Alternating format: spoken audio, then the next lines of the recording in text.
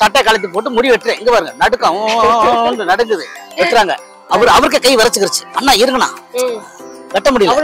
அவ்வளவு சின்னஸ் அந்த இடம். மனிதர் உணர்ந்து கொள்ள இது மனித காதல் அல்ல, காதல் அல்ல அப்படின்னு உடனே அப்படியே பூஸ் பம்ப்ஸ் ஆகுது. அதையும் தாண்டி புனிதமானது. இதுவரையிலையும் குணா படத்தை பார்த்த தமிழ் ரசிகர்கள் இந்த பாட்டை ஒரு காதலர்களுக்கான பாட்டாகத்தான் நினைச்சிட்டு இருந்தாங்க. அந்த பிம்பத்தை இந்த படத்துல உடைச்சிருக்காங்க. எதுக்குன்னா இது நட்புக்கும் பயன்படுத்தலாம் இந்த பாட்டுன்னு சொல்லி. மக்கள் சினிமா நேயர்களுக்கு வணக்கம். இன்னைக்கு நம்ம நிகழ்ச்சியில மஞ்சுமல் பாய்ஸ் படத்துல நடிச்ச திரு சித்ரை சேனன் சார் வந்திருக்காங்க. அவர்கிட்ட நம்ம பேட்டி எடுக்க போறோம். வாங்க நிகழ்ச்சிக்குள்ள போகலாம். மனிதர் உணர்ந்து கொள்ள இது மனித காதல் அல்ல. வணக்கம் சார். வணக்கம். எப்படி இருக்கீங்க? நல்லா இருக்கேன், நல்லா இருக்கேன். கேள்விக்குள்ள போலாமா? முதல் கேள்வி வந்து மஞ்சுமல் பாய்ஸ்னா என்ன? எனக்கு அந்த பேரே கொஞ்சம் வித்தியாசமா இருக்கு. என்னவா இருக்கும் அப்படின்னு ஒரு கேள்வி எழும்பி இருக்கு. அதுதான் உங்ககிட்ட கேக்குறது. தமிழ்ல வந்து மஞ்சுமல் பாய்ஸ்னு சொல்றோம். மலையாளத்துல வந்து மஞ்சு மஞ்சு மஞ்சுமெல் பாய்ஸ் தான் சொல்லணும். மஞ்சுமெல்ன்றது வந்து கொச்சின்ல இருக்கக்கூடிய ஒரு சின்ன ஒரு பகுதியோட ஊர் பேர். ஆமா, இப்போ தாம்பரம் பாய்ஸ், எக்மோர் பாய்ஸ் அப்படின்ற மாதிரி மஞ்சுமெல் பாய்ஸ், மஞ்சுமெல்ன்ற கிராமத்தை சேர்ந்த பசங்க. ஓ சரி சரி, ஓகே. நான் இன்னும் அந்த படத்துல ஏதோ சம்பந்தப்பட்டிருக்கு அப்படின்னு நினைச்சேன். இப்ப பொதுவா வந்து எல்லா படத்துலயும் ஹீரோயின் ஒருத்தவங்க இருப்பாங்க. இந்த மஞ்சுமெல் பாய்ஸ்ல அப்படி ஒருத்தவங்க கேரக்டரே இல்ல. தியேட்டர் எல்லாமே பாத்தீங்கன்னா செம்மையா போயிட்டு இருக்கு, படம் ட்ரெண்ட் ஆயிட்டு இருக்கு. ஹீரோயின் இல்ல, ஆனாலும் ட்ரெண்டா போயிட்டு இருக்கு. அதாவது தமிழ் ரசிகர்கள் இத எந்த அளவுக்கு கொண்டாடுறாங்கன்னா, காதல்ன்ற ஒரு விஷயத்த எந்த அளவுக்கு ஆணும் பெண்ணுக்கும் உள்ள அந்த காதல்ன்ற ஒரு விஷயத்த எந்த அளவுக்கு கொண்டாடினாங்களோ அதுக்கு ஈக்குவலா நட்புன்ற ஒரு விஷயத்த கொண்டாட ஆரம்பிச்சிருக்காங்க. ஆல்ரெடி கொண்டாடிட்டு இருந்தாங்க. அதனுடைய வெளிப்பாடு தான் இந்த படத்தை இன்னைக்கு தமிழக மக்கள் தலையில் தூக்கி வச்சு கொண்டாட அடிப்படை காரணம். நான் இந்த படத்துல நடிக்கிற போது கூட நான் யோசிச்சேன், என்னடா அந்த படத்துல வந்து பாட்டு இல்ல, ஹீரோ ஹீரோயினி இல்ல. பாட்டு இருக்கு, ஹீரோ ஹீரோயினி இல்ல, ஒரு ஃபைட்ன்றது எதுவும் கிடையாது, வழக்கமான இந்த நகைச்சுவை அப்படி தனி ட்ராக் கிடையாது, வழக்கமான சினிமாவா மாதிரி இது இல்லையே அப்படின்னு நான் நினைச்சேன். அதுக்கப்புறம் தான் தோணுச்சு, நம்ம ஒரு சாதாரண படத்துல நடிக்கல, ஒரு வித்தியாசமான படத்துல நட்புக்கு முக்கியத்துவம் கொடுக்கக்கூடிய ஒரு சிறந்த படத்தை நடிக்கிறோம் அப்படின்னு. அப்பயே நான் நினைச்சேன், இந்த ஷூட்டிங் போய் 3ஆவது நாள் நினைச்சேன் இந்த படம் கண்டிப்பா ஹிட் ஆகும்னு. ஆனா இந்த அளவுக்கு ஹிட் ஆகும்னு நான் எதிர்பார்க்கல. சோ அதுதான் அந்த ஏன் அந்த நட்புக்கு டச் பண்ணிருக்குன்னா, காதலர்களும் நண்பர்களாக இருக்காங்க, நண்பர்கள் காதலர்களாகவும் இருக்காங்க. கல்லூரி, அலுவலகங்கள், குடும்பத்துல கூட இப்படி எங்கெங்கெல்லாம் நட்பு உறவாக இருக்கிறாங்களோ அவங்க எல்லாருமே போய் இந்த தியேட்டருக்கு இந்த படத்தை பாக்குறதுனால இது தன்னுடைய நட்பை புதுப்பிக்கிற ஒரு படமாகவும் நட்புக்கு இலக்கணமாக இருக்கக்கூடிய ஒரு படமாக நினைச்சுதான் எல்லா பேரும் போய் பாக்குறாங்க. அதுக்கான முழு பெருமையும் இயக்குனர் திரு சிதம்பரம் அவர்களே சார். சூப்பர். அவரை பத்தி கொஞ்சம் சொல்லுங்களேன். சிதம்பரம் சாரை பத்தி. சிதம்பரம் சார் இதுக்கு முன்னாடி மலையாளத்துல வந்து ஜான் இ மேன் அப்படின்னு சொல்லி ஒரு படம் எடுத்திருக்காரு. அந்த படம் செம்ம ஹிட்டு. இரண்டாவதாக இந்த படம் எடுத்திருக்காரு, இதுவும் செம்ம ஹிட்டு. இந்த அவரை பத்தி நான் சொல்லணும்னா, நான் இந்த ஷூட்டிங் ஸ்பாட்ல அவரை பார்த்தேன். அதாவது ஒரு சிலையை ஒரு சிற்பி வந்து கண்ணு காது மூக்கு வச்சுட்டு எந்த ஒச்சமும் இல்லாம ரொம்ப நேர்த்தியாக ஒரு சிலையை ஒரு சிற்பி வடிக்கிறானோ அதுபோல இந்த மஞ்சுமெல் பாய்ஸ் என்ற அந்த படத்தை அவரு அணுவா ரசிச்சு எடுத்தாரு. ஒரு டேக்குக்கு 10 டேக்கு 15 டேக்கு, ஏன் ஒரு நாள் ஃபுல்லா கூட ஒரு டேக் எடுப்பாரு. ஏன்னா அந்த சீன் அவர் நல்லா வரணும். அவர் என்ன விஷுவல் பண்ணி வச்சிருக்காரோ அது வர வரைக்கும் அது மிக பெர்ஃபெக்டா எடுக்கக்கூடிய ஒரு சிறந்த சிற்பியாக இருக்கக்கூடிய ஒரு இயக்குனர் அவர் வந்து. அதே போல தினமும் ஷூட்டிங் ஸ்பாட்டுக்கு நல்லா கண்ணு செவந்த கண்ணோடு டயர்டானதான் வருவாரு.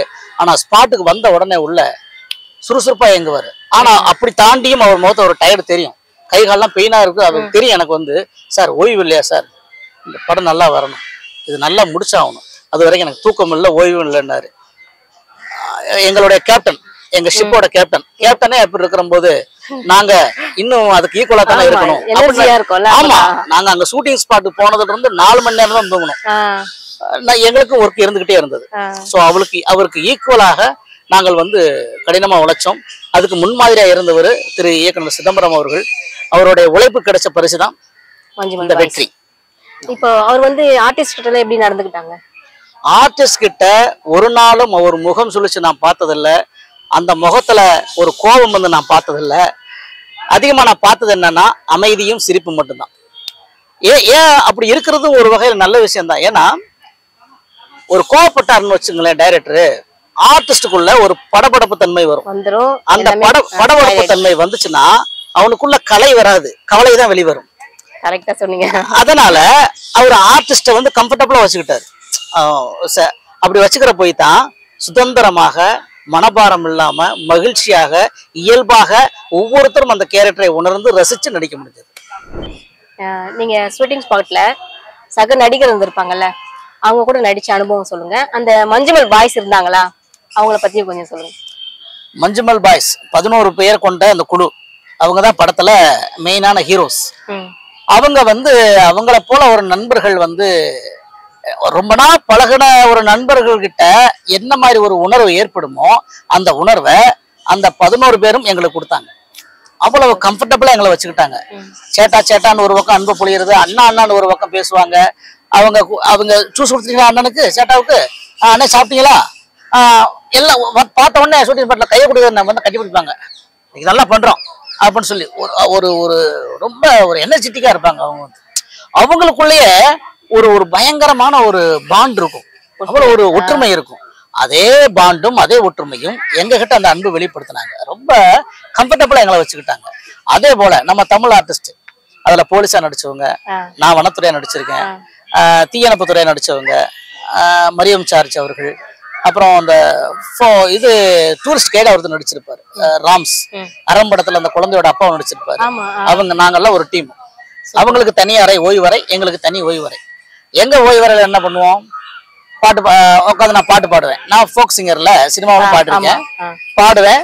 அதை கேட்டு அவங்க ஒரு பாட்டு பாடுவாங்க, இவங்க ஒரு பாட்டு பாடுவாங்க. அதே நேரம் வந்து நான் டான்ஸ் ஆடுவேன். டான்ஸ்னா எப்படி, ஒரு பாட்டில காலி பாட்டில வச்சு தலையில வச்சு கரகாட்டம் ஆடுவேன். அதை பார்த்து மரியம் சார் சார் ஆடுவார். அவர் அந்த போலீஸா நடிச்சிருந்தார், அவரு ஆடுவாரு. ஒருத்தரோட ஆடல், பாடல், ஊர்கதை, உலகக்கதை, நகைச்சுவை கதைகள் கலகலகான்னு போகும். ஆமா ஆமா ஆமா ஆமா ஆமா ஆமா.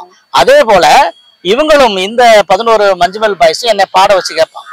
ஆமா, நம்ம 30 லிட்டர் 20 லிட்டர் வாட்டர் கேன் இருக்கு பாத்தீங்களா, தண்ணி ஊத்தி பிடிப்போமே, அந்த வாட்டர் கேன் எடுத்து வச்சுக்கிறேன். 2 ஸ்டிக் எடுத்துக்கிறேன், வச்சு அடிச்சாடா. ஆமா, வச்சு அடிச்சுக்கிட்டே பாடுவேன். இன்னும் மகிழ்ச்சியா ரசிப்பாங்க. அவங்களுக்காக நான் மலையாள பாட்டுலாம் பாடியிருக்கேன், இவங்களுக்கு தமிழ் பாட்டு பாடுவேன். இப்படி ஒரு டூருக்கு போனா நம்மளுடைய மனநிலை எவ்வளவு கொண்டாட்ட மனநிலை இருப்போமோ அதே கொண்டாட்ட மனநிலை தான் சக நடிகர்களோடு ஷூட்டிங் இல்லாத நேரத்துல நாங்க அப்படித்தான். ஜார்ஜ் சார் பத்தி சொல்றீங்க?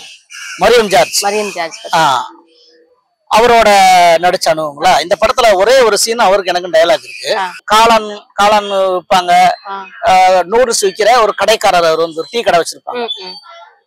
அவரோட நடிச்ச அனுபவம் என்னன்னா, தனக்கு கொடுக்கப்பட்ட கேரக்டரை, கதை வசனத்தை 100% பெர்ஃபெக்டா உணர்ந்து ரசிச்சு பண்ணக்கூடியவர். அதுல ஏதாவது ஒரு டயலாக் பிக்ஸ் பண்ணிடுவார் மைண்ட்ல. அதுல ஏதாவது சேஞ்ச் இருந்துச்சுன்னா நேரம் டைரக்டர் சார்ட்ட போய், சார் இப்படி சேஞ்ச் பண்ணிக்கலாமா, இப்படி பண்ணிக்கலாமா அப்படின்னு கேட்டு மிக நேர்த்தியாக சிறப்பாக நடிக்கக்கூடிய ஒரு ஆர்டிஸ்ட். ஏன்னா எனக்கு சீனியர் இல்லையா, ரொம்ப அவர்கிட்ட அந்த விஷயத்த நான் கத்துக்கிட்டேன். ஆமா, நாங்கெல்லாம் ஜாலியா ஒரு பக்கம் அரட்டை அடிச்சுட்டு பாட்டு பாட்டு இருந்தாலும் அமைதியா பெட்ல படுத்து கிடப்பாரு. ரெடி சார் டேக் அப்படின்னு உடனே எந்திரிச்சு கரெக்டா யூனிஃபார்ம் போட்டு பண்ணிட்டு ரெடியா ஃபோக்கஸா இருக்கும். அவருடைய ஆக்டிங்கு, அவருடைய டயலாக் டெலிவரி எல்லாம் ஃபோக்கஸா இருக்கும். அவருக்கு ஒரு ஓய்வு தேவைப்படும், பேச அமைதியா வந்து படுத்துக்கிடுவாரு. நாங்க ஏதாவது பேசிட்டு இருக்கோமா, சித்திர அப்படின்னு கூப்பிடுவாரு, சார் சொல்லுங்க, அப்புறம் பாட்டு எப்படி என்ன பாடுறீங்க, என்ன பண்றீங்க அப்படின்னு கேஷுவலா பேசுவாரு. நாங்களும் பேசிட்டு இருப்போம். ஆமா, நல்ல ஒரு அருமையான ஒரு மனிதர் அவர் வந்து. ஆமா ஆமா ஆமா, அன்னெசரியா டாக் பண்றது கிடையாது, அன்னெசரியா எதுவும் பண்ண மாட்டாரு. அவர் உண்டு, அவர் வேலை உண்டு, கரெக்டா இருப்பாரு. நம்ம தேவைப்பட்ட நம்ம கூட பேசுவாரு. இல்லையா நம்ம பிஸியா இருக்குமா, அவர் படத்துல நல்லா தூங்கிடுவாரு. அப்படிப்பட்ட யாரையும் டிஸ்டர்ப் பண்ண மாட்டார். சூப்பர், நல்ல கேரக்டர். எல்லாருக்கும் பிடிக்கும் அவரை வரைய. கண்டிப்பா கண்டிப்பா கண்டிப்பா. அவர் ஃபேமஸ் ஆனது அந்த கைதி படத்துல இருந்து. ஆமா ஆமா ஆமா ஆமா ஆமா. அதுக்கு முன்னாடி நிறைய நடிச்சிருக்காரு. அதுல ஒரு கிடைக்காத ஒரு அங்கீகாரம் இந்த கைதி படத்துல பெருசா கிடைச்சு. சூப்பர். குணா கேவ், அத பத்தி தான் பேச போறோம். சரிங்க, அத பத்தி சொல்லுங்க. குணா கேவ், அந்த இடத்தை பத்தி சொல்லணுமா? ஆமா, அந்த மெயினா அந்த படத்துல வந்து குணா கேவ் தான் மெயினா. ஆமா ஆமா ஆமா ஆமா, ஏன்னா முக்கியமான களமே குணா கேவ் தான். அதை நான் சொல்லி ஆகணும். குணா கேவ்ல நாங்க போய், அந்த குணா கேவ் நீங்க போனீங்கன்னா ஒரு மேடு இருக்கும், பள்ளமா இருக்கும். அந்த பள்ளத்துல வந்து பாத்தீங்கன்னா நிறைய வேர்லாம் இருக்கும். அந்த வேர்ல உட்காந்து இன்னைக்கு புகைப்படம் எடுத்துட்டு போறாங்க. கொஞ்சம் மேல ஏறினீங்கன்னா ஒரு கேட்டு போட்டிருக்கும், அந்த கேட்டு தானே எங்களுக்கு போக கூடாது. அதுக்கு பக்கத்துல லெப்ட்ல போனீங்கன்னா மேல ஒரு கூண்டு இருக்கும். அந்த கூண்டு மேல ஏறி நின்று பாத்தீங்கன்னா ஒரு பெரிய அதல பாதாளம் தெரியும். அதோட ரைட் அது வரைக்கும் பாத்துக்கலாம். அதுக்கு அங்கிட்டு போகிறதுக்கு அனுமதி இல்லை வனத்துறை வந்து. நாங்க ஷூட் பண்ணது எல்லாமே அந்த குணாப்பாறையில ஃப்ரண்ட்ல இருக்கிற எல்லா பகுதியிலும் வந்து ஷூட் பண்ணியாச்சு. அவங்க ஒரு கேட் போட்டிருந்தாங்க இல்லையா, அந்த கேட்டை நாங்க வனத்துறையிட்ட பெர்மிஷன் வாங்கிட்டு அந்த கேட்டை தாண்டி கொஞ்சம் நம்ம நடிகர் எல்லாம் உள்ள போனாங்க. உள்ள போய் கொஞ்சம் உத்தரவு நடங்கி போன உடனே ஒரு பெரிய பள்ளம் இருக்கும், ஒரு பாறை இருக்கும். அந்த பாறத்துல நின்று கத்துவாங்க. அது வரைக்கும் தான் குணாப்பாறையில ஷூட்டிங் எடுக்க அனுமதிச்சாங்க. அதோட சீன் கட்டு. அப்புறம் குணா பாறைக்குள்ள நடக்கிற அந்த சீன்ஸ் எல்லாமே வந்து கொச்சின்ல வந்து செட்டு போட்டிருந்தாங்க.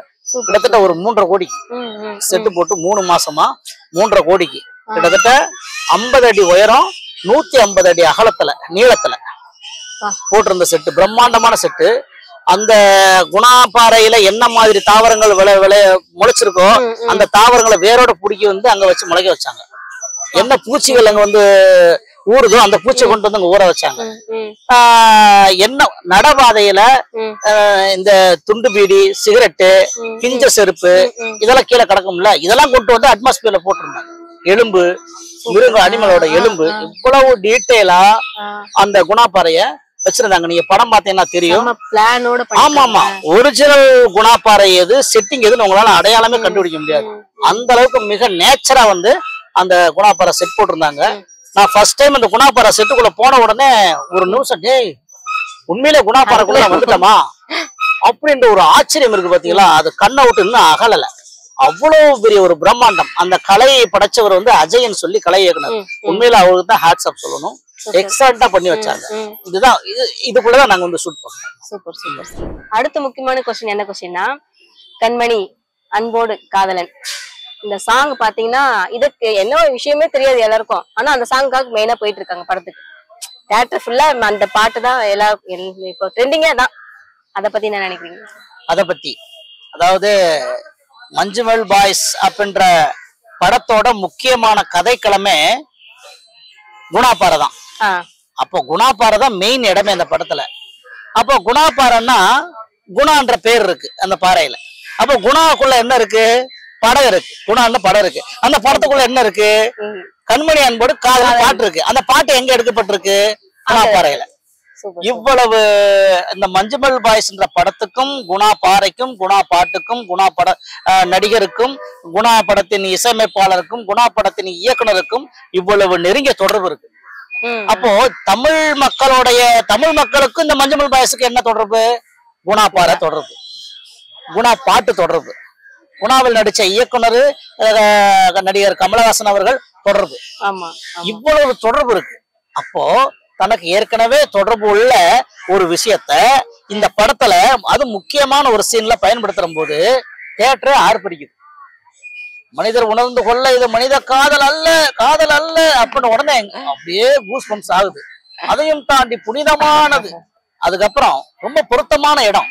உண்டான காயம் எங்கும் தன்னாலே மாறக்கூடும் உந்தனே நீ தாங்காது செந்தேனே மனிதர் உணர்ந்து கொள்ள இது மனித காதல் அல்ல, அதையும் தாண்டி புனிதமானது அப்படின்னு.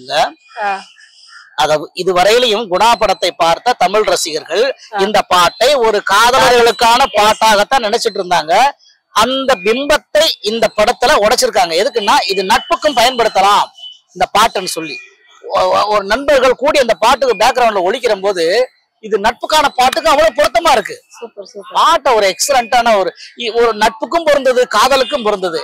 அந்த விஷயத்தை தான் தமிழ் ரசிகர்கள் இன்னைக்கு கொண்டாடிட்டு இருக்காங்க. அப்படியே புல்லரிக்குது. இதே புல்லரிப்பு தான் தியேட்டர்லயே வந்து நடந்துட்டு இருக்கு. மஞ்சுமல் பாய்ஸ்ல வந்து வனத்துறை அதிகாரியா நடிச்சிருக்கீங்கன்னு சொன்னீங்கல்ல, அதோட அனுபவம் பத்தி சொல்லுங்க. ஆக்சுவலி இந்த மஞ்சுமல் பாய்ஸ்ல நான் வனத்துறை அதிகாரியாவே ஃபர்ஸ்ட் என்னை கூப்பிடல. எனக்கு கொடுத்த ரோல் வந்து டீ கடைக்காரர் ரோல். அந்த டீ கடைக்காரரா தான் திரு மரியம் ஜார்ஜ் அவர்கள் நடிச்சிருக்காரு இந்த படத்துல. என்னை முடி வளர்க்க சொன்னாங்க, தாடி வளர்க்க சொன்னாங்க. நானும் முடியும் தாடி வச்சு ஒரு டீ கடைக்கார மாதிரியே போய் நான் ஷூட்டிங் ஸ்பாட் போய் நிக்கிறேன். குணா பாறையில காலையில 6 மணிக்கு போய் நிக்கிறேன். டைரக்டர் பார்த்தாங்க, முடியெல்லாம் நல்லா போலீஸ் ஒரு வனத்துறை அதிகாரி மாதிரி வெட்டுங்க, ஷேப் பண்ணுங்க. சார் என்ன சார் டீ கடை அப்படின்னாங்க. அடிச்சு காலையில 6 மணிக்கு குணாப்பாறையில போய் நின்னா சட்டை கழுத்து போட்டு முடி வெட்டுறேன். இங்க பாருங்க நடுக்கம் நடுங்குது, வெட்டுறாங்க. அவருக்கு கை வரைச்சுக்கிருச்சு. அண்ணா இருங்கண்ணா, வெட்ட முடியல, அவ்வளவு சில்னஸ் அந்த இடம். ஒரு வழியா முடி வெட்டியாச்சு. அப்புறம் வனத்துறை அதிகாரி ட்ரெஸ்ஸை போட்ட பிறகு இந்த சிங்கம் சிங்கம் ஈஸ்வர சிங்கம்ன்ற மாதிரி ஒரு பெரிய மிடுக்கான தோற்றம் வந்துச்சு. ஷூவு, பெல்ட், ஒரு கேப்பு, லத்தி, கழுத்துல ஒரு பிபி இதெல்லாம் போட்டதுக்கு அப்புறம் நிக்கிற எனக்கு ஒரு கம்பீரம் வருது. நம்ம வனத்துறை அதிகாரி ஒரு மிடுக்கான தோட்டத்துல நடந்தேன். டைரக்டர் பார்த்தாரு, ஓகேண்ணே இந்த இடத்துல மட்டும் கொஞ்சம் டை அடிச்சுக்கணும். டை மீன்ஸ் என்னன்னா கொஞ்சம் வயசான ஒரு கேரக்டர், நரைச்ச. ஏன்னா அந்த கேரக்டர் வந்து 55 வயசுல ஒரு ஆளு. வேலாயுதம் கேரக்டர் பேரு. உண்மையிலேயே வனத்துறை அதிகாரியாக அந்த கொடைக்கானல்ல வேலாயுதம் ஒருத்தர் இருந்திருக்காரு. இந்த கதை வந்து 2006 நடந்த உண்மை சம்பவம். இந்த சம்பவம் நடக்கிற போது உண்மையான வேலாயுதம் ஒரு அதிகாரி அந்த கொடைக்கானல்ல இருக்காரு. ஷூட்டிங்ல அவரும் என் பக்கத்திலே இருந்தார். அவரு ஏன் ஹைட்டு ஏன் வெயிட் தான் கரெக்டா. அவரை மாதிரி அவர் முகத்துல எந்த அளவுக்கு மீச இருந்ததோ அந்த அளவுக்கு டை அடிச்சு என்னை அதே மாதிரி மாத்திட்டாங்க. ஸோ பயங்கரமா மகிழ்ச்சியா இருந்தது இந்த கேரக்டர் போட்டதுக்கு அப்புறம். டீ கடைக்காரரை விட இது எனக்கு ரொம்ப ப்ரௌடா இருந்தது. அதாவது கூனாப்பாறையில ஃபர்ஸ்ட் ஷாட்டு வர்றாங்க, லத்திய வச்சு அங்க போகாதீங்க இங்க போகாதீங்க மிரட்டிட்டு இருப்பேன். அங்க ஷூட்டிங் பாக்குறதுக்கு ஒரு கூட்டம் கூடுச்சு. வழக்கமாவே கொடைக்கானல சுத்தி பார்க்க ஒரு கூட்டம் வரும். வந்த கூட்டத்துல ஷூட்டிங் பாக்குறது ஒரு கூட்டம் கூடுச்சு. கூட்டம்னா கூட்டம், அப்படி கூட்டம். நான் என்ன பண்ணிட்டேன், விசில் எடுத்து ஊசி லத்தி வச்ச ஓரமாங்க, குப்பப்படாத, யார் அங்க நிக்கிறது அப்படின்னு இந்த வேலை பார்த்தா உண்மையிலே வணக்கம் சார். சரி சார், ஓகே சார். நாங்க எங்க யூனிட் பாட்டு சார் கேரக்டரா வாழ்றாருப்பா வேலை.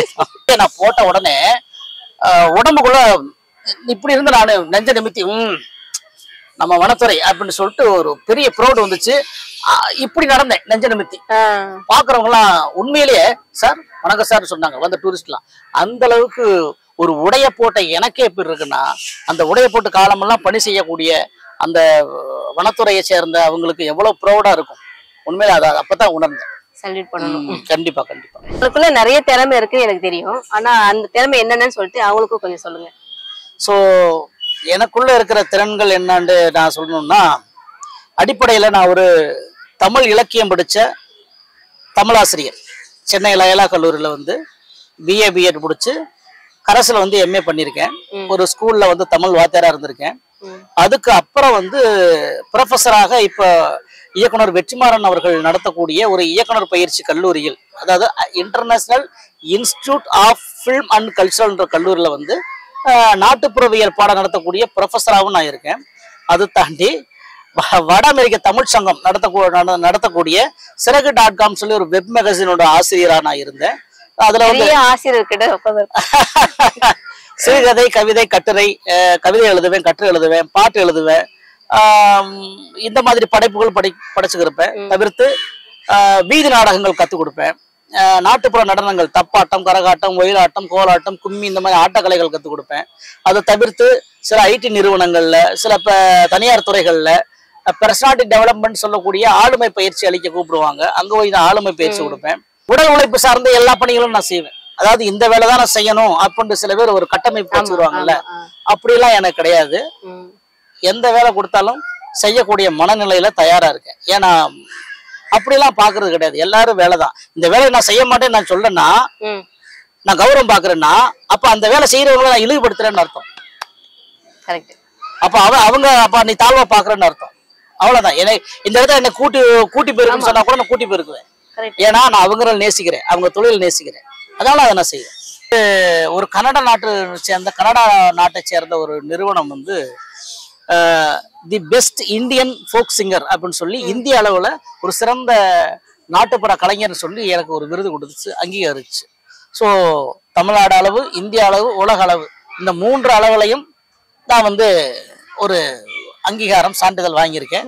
அது மிக பெருமையான ஒரு விஷயம். அது மட்டுமல்லாத நம்ம பிஎட் படிச்சுட்டு இருக்கும்போது, ஆசிரியர் பயிற்சி பள்ளியில படிச்சுட்டு இருக்கும்போது சிங்கப்பூர்ல இருந்து மாணவ மாணவிகள் வந்திருந்தாங்க. அப்போ அவங்களுக்கு வந்து ஆர்ட் பேஸ்ல, கலை வடிவத்துல நான் வந்து கிளாஸ் எடுத்தேன். அந்த கிளாஸ் எடுத்ததை பாராட்டி நல்ல ஆசிரியர் விருது, உலக தமிழாராய்ச்சி நிறுவனம் வந்து எனக்கு வந்து நல்ல ஆசிரியர் விருது கொடுத்தாங்க. இந்த 4 விருதும் என் வாழ்க்கையில மறக்க முடியாத ஒரு அங்கீகாரமா நினைக்கிறேன். அதே நேரம் இன்டர்நேஷனல் டிராமா ஃபெஸ்டிவல் அப்படின்னு சொல்லி வேர்ல்டு லெவலில் நடந்த நாடக போட்டி டெல்லி, மும்பை, பீகார், ஜார்க்கண்ட், அமிர்தசரஸ், பஞ்சாப் பிளஸ் வந்து இங்க ஹைதராபாத், கோழிக்கோடு இந்த மாநிலங்கள் நடந்துச்சு. அந்தந்த மாநிலத்தினுடைய விருது எனக்கு கிடைச்சு. இன்டர்நேஷனல் டிராமா ஃபெஸ்டிவல் எந்த நாடகத்துக்குன்னா முலகாப்படின்னு ஒரு நாடகம். அந்த நாடகத்தோட பின்னணி இசையமைப்பாளர் நான் தான், வித் ஆர்டிஸ்டும் நான் தான். பின்னணி இசை பண்ணிட்டு இருப்பேன், திடீர்னு போய் நடிப்பேன், நடிச்சுட்டு வந்து பின்னாடி பேக்ரவுண்ட் மியூசிக் கொடுப்பேன். இப்படி ஒரு இந்த அங்கீகாரம் கிடைச்சது மிகப்பெரிய பெருமையாக இருக்கு இத்தனை வருஷம் இந்த கலை வாழ்க்கை. ஜெய்பீம் படத்தில் நடிச்ச மணிகண்டன் எனக்கு ஒரு வார்த்தை சொன்னாரு, சித்தப்பு சினிமா வாய்ப்பு தேடுற 10 கதவை தட்டு, 20 கதவை தட்டு, திறக்கலையா இன்னொரு 30 கதவை தட்டு, 31வது கதவை திறக்கும். அது அந்த கதவை திறக்கிற வரைக்கும் நீ இதை தட்டிக்கிட்டே இருந்தா தான் அது திறக்கும். அதனால முயற்சி விட்டுறாதன்னு சொன்னார். அதைத்தான் நண்பர்களே உங்க எல்லாருக்கும் சொல்லுறேன், முயற்சியை கை விட்டுறாதீங்க. முயற்சி உடையோர் இகழ்ச்சி அடையார்னு சொல்லியிருக்காங்க. இகழ்ச்சிக்கு என்ன ஆளாக மாட்டாங்க, முயற்சி உடையோர் என்னைக்கு வெற்றி அடைவாங்க. என்ன கொஞ்சம் காலதாமதாகும் வெற்றி, ஆனா ஒரு தடவை நீங்க ஜெயிச்சிட்டீங்கன்னா அவ்வளவுதான். அத்தனை வருஷம் அந்த போராட்டத்துக்கு அது மிகப்பெரிய அங்கீகாரமா இருக்கும். அதனால முயற்சியை கைவிடாதீங்க, அவ்வளவுதான். கண்டிப்பா கண்டிப்பா, எனக்கும் அப்படிதான் தோணும்.